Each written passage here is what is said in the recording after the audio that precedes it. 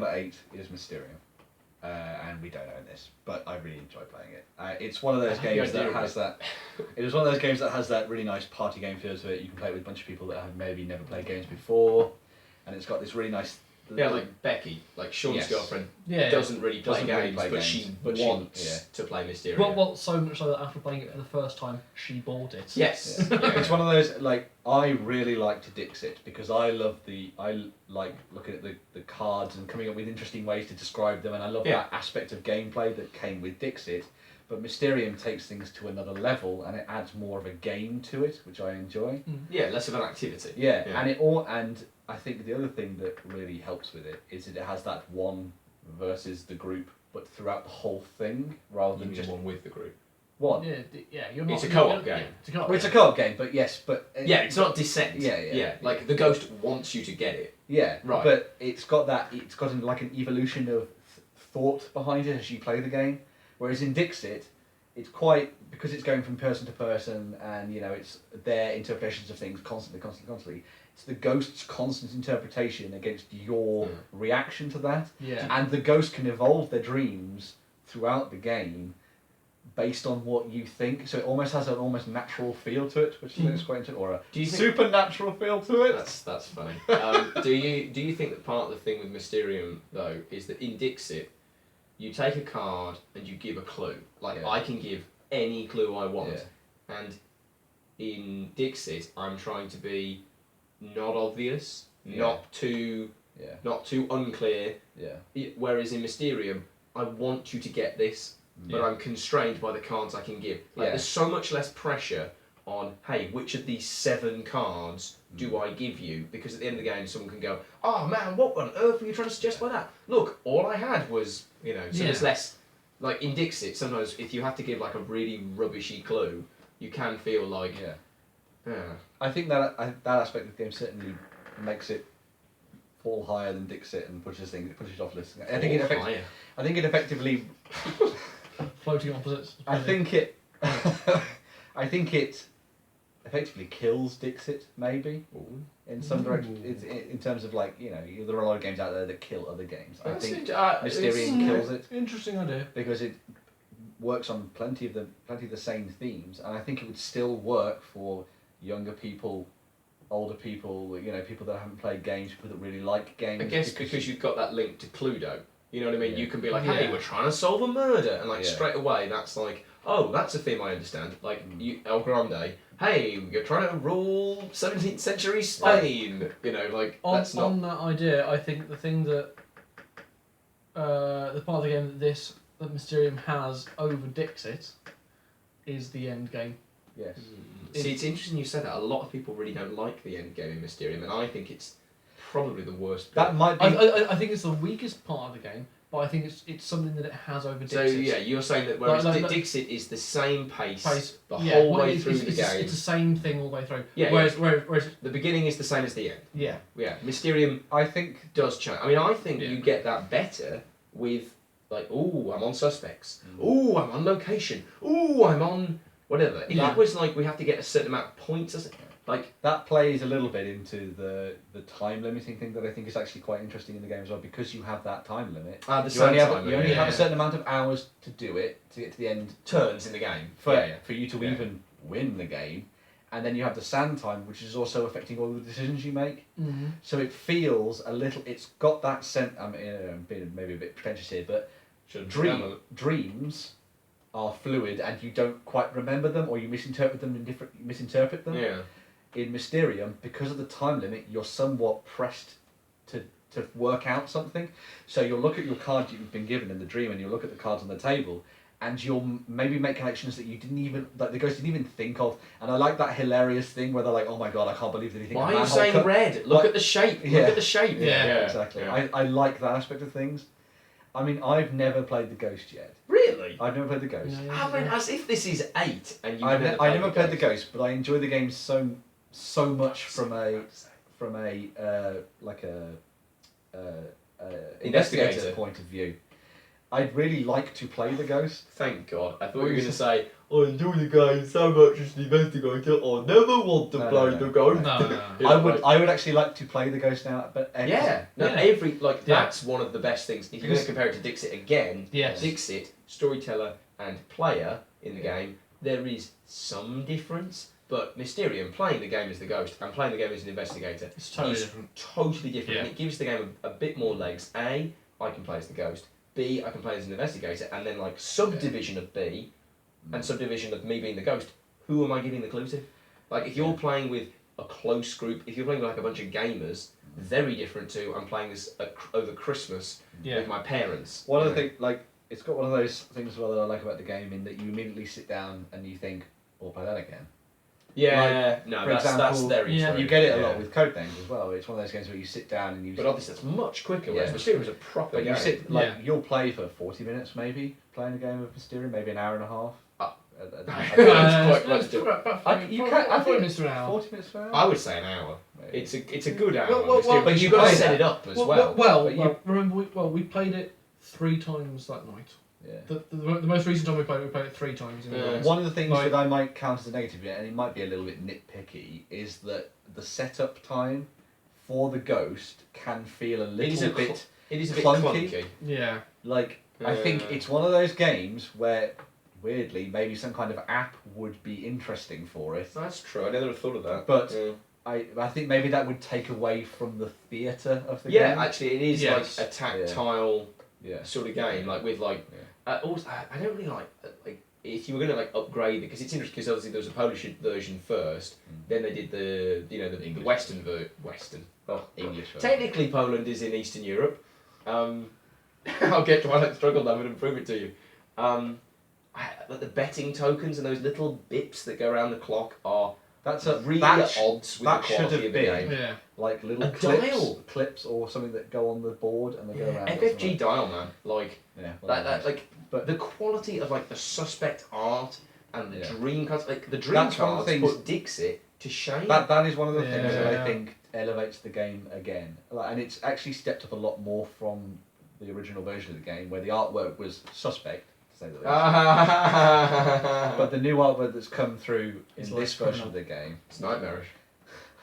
The new artwork that's come through in this part of the game, I think, as you say, puts Dixit to shame and elevates it beyond that. Well, we'd said before, like, we could use Dixit cards in this game, but we'd said also, like, Dixit cards, most Dixit cards are really, like, two-dimensional, probably. Not in the artistic style. I don't know artistic style, but I mean, like, there is usually one thing happening in that picture. Yeah. Whereas in Mysterium Dream cards, there are so many things. Like, you could do...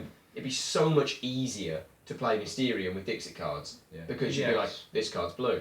Well, I think that's one of the other things as well that's quite interesting in this, in that the main box game comes with quite a lot of different suspects, quite a lot of different weapons, quite a lot of different rooms. Yeah. The expansion for it that our friend has got for the game adds even more to that. So there's even more variations on the suspects, the weapons, and the places.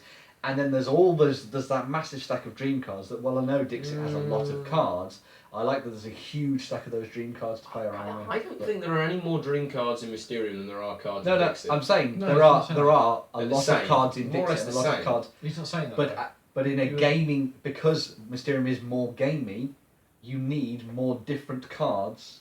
You need a lot more different cards. I'm worried on the replayability of Mysterium though. That's one of my big concerns. I'm glad we don't own it. I like it. I like it because it's an event now, game that other people bring round, and they say we're going to play Mysterium. And I think that puts it at 8. Yeah. So you not owning it has made it better. Yes, actually, because I reckon that if it existed here, we probably wouldn't play it as much. I think the replayability of it has increased a lot thanks to the expansion. Yeah. It's a simple case of more cards. Yes, yeah. That's all the game needs. But I think without the expansion, it's... Yeah, but you see, I think we'll mention again later, code names on your list. I can't remember if it's on your list or not. That does not need an expansion. No. Do you know what I mean? Like, if we're talking about replayability, and we're saying, you can buy the expansion Mysterium, that's true, you can. Yeah. It's a game that I'll play it on an evening and we'll play it 2-3 times and I won't want to play it again for a month. Yeah. No, I think that's fair, and I think Let's that say an event nowadays, game. Yeah. I think nowadays when we've got like 100+ games, that's good. Yeah. You know what I mean? Like, Yeah. you don't- Yeah. Yeah. Yeah. Good number of players as well. 7 players. Good, Big difference that it's 7/6. You know, like Yes. we said earlier, like Formula D, 7 players or whatever. Like Yeah. Mysterium, 7 players. Also, like Yeah. In some ways, maybe even Mysterium falls into that. I mean, I know that Mysterium has the thing of somebody has to be the ghost, which might make it less of the sort of, we've got an odd number of people, let's play. You know, we were I saying mean, an before actual odd number. yeah, what do we you were mean? saying, well, you know, we were saying with Formula D where like, and a couple of other people have turned up, we'll play Right. Formula D. Yeah. I don't, maybe Mysterium, because it has that, well, someone's got to be the ghost, you know, otherwise the game doesn't work, kind of thing. Maybe that doesn't sit into the same area as Formula D in that respect. But I think it could fill that same space with a group of people that, you know, there's maybe 3 or 4 people that actually really like being the ghost and stuff. I think most people would. Yeah, we haven't really played Mysterium with A small number a of people. small number of people. Yeah. I don't think it would work. No, I don't think. And I don't think that's a detriment to the game because I don't think that Codenames works. I don't think that Dixit works. No. I don't think most interpretation games work that when you get down to the lower number of No, players. I think you need 6 or 7. Maybe. Interesting. Would you ever play Mysterium in the daytime?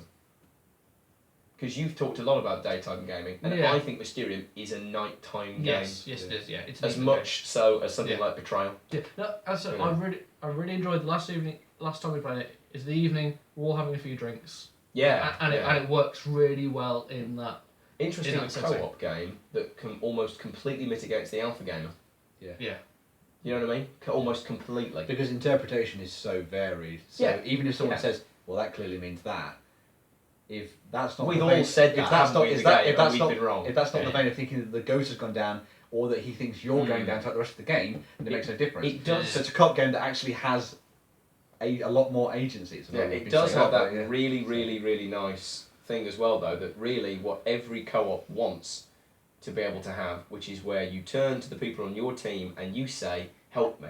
Yeah. And in Mysterium, I've gone, guys, I'm still on the suspect. Come on, what on earth is this about? Yeah. And together, you get together and you try and solve that problem. Like, that's, you get that in the best co-ops. It's also funny. And Yeah, even though that's the actual true. design of the game this time around, and even in the original version, is actually quite serious. I think the in original is terms- more serious. Yeah, it has a very serious art style to a lot of it, and a lot of the artwork is actually quite haunting. But there are times when you're like, well, that's clearly got to be about bagpipes. And Yeah, then, and then towards the end of the game, like, No, someone's like, it's not bagpipes. Definitely not Yeah. What? bagpipes. There are like Scottish things everywhere. Why is it Yeah. not bagpipes? Now you say that, So- it's funny, but it can also be quite frustrating as well, can't it? Like can be. for the ghost and for the players. Like, hey, I'm interpreting this clue as well as I possibly can, Yeah. but you haven't got the cards to give me. Yeah. I can't work out what you I want me think to guess. they try and mitigate that by having the ravens to enable you to change cards around for the Yeah. ghosts at point of view. Those ravens are so important. But I think that frustrating thing is definitely a down point of it, because you can feel like yeah, but I'm likewise saying the anything. game's Yeah. game's way too boring when it's easy anyway. So. Yeah. Cool. Yeah. I would play Mysterium as long as the people around me really wanted to play it. Yeah. Like it's not. There are lots of games in our collection that I will evangelize. What's the word? Like Yeah. where you like I will lead the charge to play the game. Yeah, Come yeah. on, guys, let's play. Support it. You know, not support.